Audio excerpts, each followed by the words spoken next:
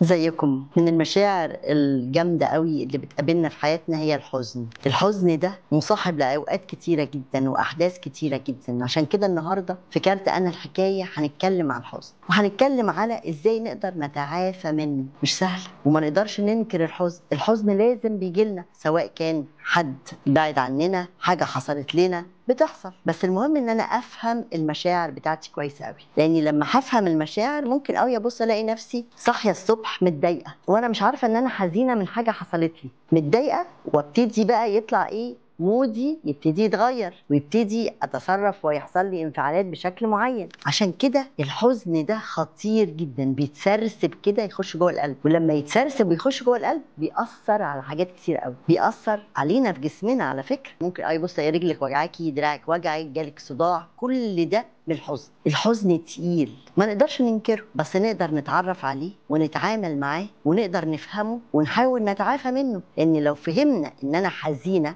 هقدر اتعامل مع انفعالاتي بتاعت الضيق واتعامل مع حياتي، لان الحياه ماشيه، احنا ما عندناش بوز. وبالتالي مهم قوي ان انا ما اقدرش اعمل بوز لحياتي عشان الحزن. الحزن جوايا، انا عارفاه، حاسه بيه، اتعامل معاه وافهمه واتعايش معاه. قصتك مش لازم تكون حزينه، حتى لو كان عندك حاجات واحداث حزينه، قصتك في النهايه هي قصتك اللي انت بتكتبيها. انا الحكايه وحكايتك نهايتها لازم تكون السعاده.